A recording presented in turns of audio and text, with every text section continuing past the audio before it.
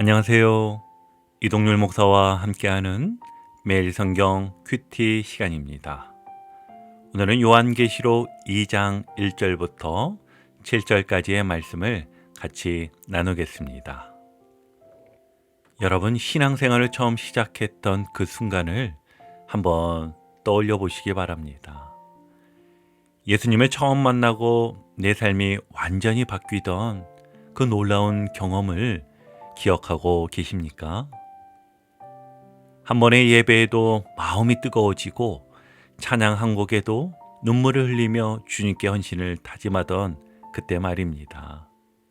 하지만 안타깝게도 시간이 흐르며 그 감격이 조금씩 사라지고 신앙생활이 어느새 습관이 되거나 형식처럼 느껴질 때가 있습니다. 오늘 우리가 함께 묵상할 요한계시록 2장 1절부터 7절의 말씀은 바로 이런 우리의 신앙을 깊이 돌아보게 하는 매우 강력한 메시지를 담고 있습니다. 그래서 오늘의 말씀 제목도 처음 사랑, 처음 행위를 회복하라입니다. 그럼 먼저 오늘 본문의 상황적 배경을 깊이 있게 살펴보겠습니다. 요한계시록은 로마의 도미티안 황제가 그리스도인들을 극도로 박해하던 때에 기록되었습니다. 당시 교회들은 신앙을 지키기 위해 목숨을 걸어야 했던 상황이었지요. 이런 상황에서 요한 사도를 통해 예수님께서 직접 아시아 지역의 7교회에 메시지를 보내셨습니다. 우리가 살펴볼 에베소 교회는 이 7교회 중 첫 번째로 언급될 만큼 매우 중요한 교회였지요. 에베소는 당시 로마 제국 내에서도 가장 중요한 도시 중 하나로서 상업, 문화, 정치의 중심지였으며 특히 아데미 여신을 숭배하는 우상 숭배의 중심지였습니다. 사도 바울이 두란노 서원에서 2년 이상을 집중적으로 말씀을 가르쳤고 그 결과 초대교회의 중심지가 될 만큼 영적으로도 깊은 의미를 가진 곳이기도 합니다. 좀 더 깊게 에베소 교회에 대해 나누면 에베소 교회는 정말 칭찬받을 만한 점이 많은 교회였던 것 같습니다. 주님께서는 2절과 3절에서 칭찬하십니다. 우리 2절과 3절 함께 보실까요? 내가 내 행위와 수고와 내 인내를 알고 또 악한 자들을 용납하지 아니한 것과 자칭 사도라 하되 아닌 자들을 시험하여 그의 거짓된 것을 네가 드러낸 것과 또 네가 참고 내 이름을 위하여 견디고 게으르지 아니한 것을 아노라. 아멘. 특별히 그들의 행위와 수고와 인내를 주님은 칭찬하십니다. 여기서 말하는 행위는 단순히 어떤 일을 하는 것이 아니라 사랑으로부터 나오는 헌신적이고 구체적인 실천을 의미합니다. 수고는 희생과 땀이 배어있는 섬김이며 인내는 박해와 어려움 속에서도 굴하지 않고 신앙을 끝까지 지키는 신앙의 태도를 뜻하지요. 또한 에베소 교회는 매우 철저한 교리적 분별력을 가지고 있었다고 칭찬하셨습니다. 자신을 사도라고 주장하는 거짓 교사들을 시험하여 분별하고 니골라당이라는 이단의 잘못된 가르침도 철저히 거부했습니다. 니골라당은 당시에 퍼졌던 이단 집단으로 영적인 것이 중요한 것이지 육적인 삶은 자유롭게 하고 싶은 대로 기쁘게 살아도 된다 하며 육체적 쾌락을 용납하고 도덕적 방종과 우상 숭배를 정당화한 이단이었습니다. 그러나 에베소 교회는 그런 이단적 사상에 단호히 맞서며 진리를 지켰습니다. 이러한 면만 보면 에베소 교회는 이상적인 교회처럼 보입니다. 하지만 예수님께서는 이 교회의 중대한 문제를 지적하십니다. 그것은 바로 처음 사랑을 버렸다는 것이지요. 4절의 말씀입니다. 그러나 너를 책망할 것이 있나니 너의 처음 사랑을 버렸느니라. 아멘. 이 구절은 오늘 본문의 핵심입니다. 에베소 교회는 겉보기엔 전혀 문제없어 보였지만 주님과의 가장 중요한 관계, 곧 사랑이 사라져 버렸습니다. 에베소 교회는 사도 바울, 디모데, 사도 요한 등 뛰어난 지도자들의 가르침을 받은 교회이기도 하였습니다. 그러니 조직도 탄탄했고 진리를 수호하는 데 탁월했지만 정작 관계 중심의 신앙, 즉 주님과의 친밀한 교제가 점점 희미해지고 있었던 것입니다. 신앙의 형식은 남았지만 그 중심은 사라지고 있었던 것이지요. 그래서 주님은 처음 사랑을 버렸다고 말씀하십니다. 여러분, 여기서 말하는 처음 사랑은 무엇일까요? 처음 사랑이란 주님을 처음 만날 때의 순수하고 뜨거운 마음입니다. 예수님을 위해 무엇이든 할 수 있었던 그 열정, 그 순전한 마음이지요. 처음 사랑이란 단순한 감정이 아닙니다. 주님을 위해 기꺼이 순종하고 말씀 앞에 엎드려 헌신했던 전 인격적인 사랑과 헌신의 자세를 말하는 것입니다. 처음엔 주님을 위해 어떤 희생도 기쁘게 감당했는데 이젠 해야 하니까 하고 남이 보니까 하고 익숙하니까 하게 됩니다. 이것이 주님의 마음을 아프게 합니다. 사랑이 상실되는 이유 중 하나는 너무 익숙할 때입니다. 연인 간의 사랑에서 또 가족 간의 사랑에서 이런 위험이 있듯이 주님과의 관계에서도 익숙함이 사랑을 쉽게 만들 수 있습니다. 그리고 또 다른 이유는 상처입니다. 거짓 사도들과의 싸움 속에서 받은 상처가 에베소 교회의 사랑할 힘을 잃게 만들었을 수 있습니다. 상처는 사람들을 무기력하게 만들고 사랑할 힘을 잃게 하며 나아가 믿음까지도 잃게 만들 수 있습니다. 에베소 교회는 어느 순간부터 그 사랑의 본질을 잊고 형식과 의무만 남은 신앙생활을 하고 있었습니다. 여러분, 이 모습이 우리에게도 익숙하지 않은가요? 바른 교리를 지키고 열심히 사역을 하며 봉사하지만 정작 그 모든 일의 중심이 되는 주님과의 친밀한 관계와 사랑이 식어버린 경험 말입니다.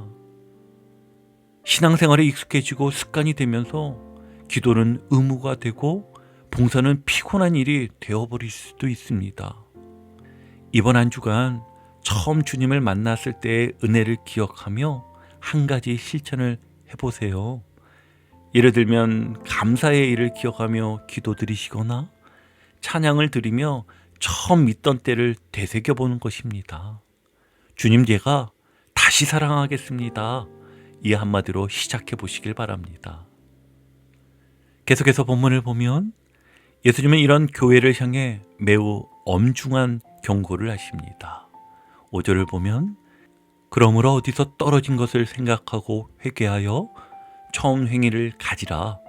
만일 그러하지 아니하고 회개하지 아니하면 내가 네게 가서 네 촛대를 그 자리에서 옮기리라.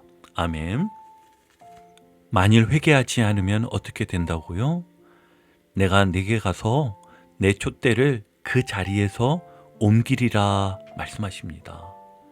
여기서 촛대는 교회를 의미하며 사랑이 사라진 교회에서 주님은 떠나실 수밖에 없다는 것입니다. 기도에도 응답이 없고 예배에도 불이 느껴지지 않고 사역해도 영향력이 없는 죽은 교회가 될 수 있다는 경고입니다. 외적인 형태나 행위가 아무리 많아도 진정한 사랑이 없다면 교회로서의 존재 의미를 잃게 된다는 것이지요. 하지만 주님은 우리를 정죄만 하지 않으십니다. 오히려 5절 말씀을 자세히 보면 회복의 길을 분명히 제시하십니다. 무엇이었지요? 3가지를 말씀해 주시는데요. 첫째, 어디서 떨어졌는지를 생각하라는 말씀이었습니다. 무엇이 내 마음을 굳게 만들었고 언제부터 주님과 멀어졌는지를 깊이 돌아보라는 것입니다. 그리고 2번째, 회개하라는 말씀입니다. 그저 후회하는 것이 아니라 삶의 방향을 돌이키는 결단을 가지라는 것입니다. 그리고 마지막 3번째는 처음 행위를 가지라는 말씀입니다. 주님과의 사랑을 회복하고 그 사랑으로 다시 순종하며 살아가는 것입니다. 이 말씀은 단순히 초심으로 돌아가자는 정도가 아니라 처음 주님을 만났을 때의 그 마음 태도와 동기까지 회복하라는 말씀입니다. 그렇지 않으면 주님은 그 교회의 촛대를 옮기시겠다고 말씀하시는 것이지요. 즉 교회로서의 생명과 사명을 거두시겠다는 매우 엄중한 말씀입니다. 나는 지금 어느 지점에서 사랑을 잃어버렸나요? 관계 안에서 상처를 받았던 순간일 수도 있고 기도 응답이 없었던 낙심일 수도 있습니다. 그 지점을 솔직히 직면해 보시고 오늘 한 가지라도 주님께 다시 순종해 보시길 바랍니다. 예배에 정성을 다해 보시고 묵상한 말씀 구절을 붙들어 보시고 기도의 무릎을 다시 한번 꿇어 보십시오. 그 작은 순종이 처음 사랑을 찾는 행위가 될 것입니다. 계속해서 6절을 보면 주님은 에베소 교회의 건강한 분별력도 인정하십니다. 오직 내게 이것이 있으니 내가 니골라당의 행위를 미워하는도다. 나도 이것을 미워하노라. 아멘. 그런데 문제가 있었습니다. 이 모든 분별과 열심이 사랑 없이 행해졌다는 것이지요. 그럴 경우 진리를 지키는 태도조차도 사람을 정죄하고 상처 주는 무기로 변질될 수 있습니다. 여러분, 신앙 안에서 진리를 지키는 일은 중요하지만 다른 사람을 판단하고 정죄하는 대로 흐르지 않도록 조심해야 합니다. 말씀을 지키되 사랑 안에서 행하는 사람이 되기 위해 오늘 하루는 누군가를 격려하는 말 한마디를 실천해보는 건 어떨까요? 이제 오늘 본문의 마지막 말씀인 7절 말씀입니다. 귀 있는 자는 성령이 교회들에게 하시는 말씀을 들을지어다.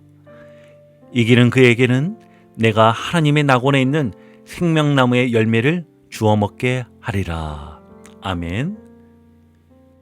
이기는 자는 어떤 대단한 업적을 이루는 사람이 아니었습니다. 주님과의 관계를 끝까지 붙들고 사랑을 지키며 살아가는 사람입니다. 주님은 그런 이들에게 하나님의 낙원, 즉 에덴 동산에 있었던 그 생명나무의 열매에 영원한 그 생명과 친밀한 교제를 약속하십니다. 이 말씀은 마지막 날의 보상만이 아니라 지금 이 땅에서도 주님과의 깊은 관계 안에서 누릴 수 있는 영적 기쁨을 말합니다. 하나님께서 우리에게 주시는 가장 큰 선물은 이 상황 속에서 어떻게 할지 팁을 주시는 것이나 능력을 공급하시는 것도 있지만 그것보다도 나보다 더 하나님께서 나를 사랑하시는 그것 자체가 우리의 가장 큰 선물이고 가장 큰 힘이라는 것입니다. 그래서 이 엄중한 경고는 동시에 놀라운 희망과 초대의 메시지인 것입니다. 예수님께서는 우리가 다시 처음 사랑으로 돌아오기를 간절히 원하십니다. 지금도 주님은 우리를 기다리고 계십니다. 지금 신앙이 식어 있고 마음이 무뎌져 있다면 주님은 다시 사랑하라고 말씀하십니다. 이 말씀을 내게 주시는 성령님의 음성으로 받아들이시고 오늘 주님, 제가 다시 시작하겠습니다 라고 고백하시길 바랍니다. 그 고백 하나가 생명나무의 열매를 향한 첫걸음이 될 것입니다. 자, 이제 오늘 큐티를 마무리하며 한 가지 기억했으면 좋겠습니다. 에베소 교회는 정말 대단한 교회였습니다. 하나님을 위해 살았고 악을 분별할 줄 알았고 신앙의 열정도 있었습니다. 그러나 주님은 그 모든 것보다 처음 사랑을 원하셨다는 점입니다. 신앙의 방향도 중요하지만 그 방향을 따라 나서게 한 처음 마음을 잊지 말아야 합니다. 우리가 왜 예수님을 따르기로 결단했는지, 왜 그분을 사랑하게 되었는지 말입니다. 혹시 지금 그 사랑이 희미해졌다면 다시 그 자리를 찾아가면 됩니다. 오늘 이 말씀이 그 여정을 시작하게 해주는 주님의 부르심이 되기를 주님의 이름으로 축복합니다. 오늘도 복음의 기쁨과 확신으로 승리하는 하루 되시길 축복합니다. 함께 해주셔서 감사합니다. 내일 큐티 시간에 다시 뵙겠습니다.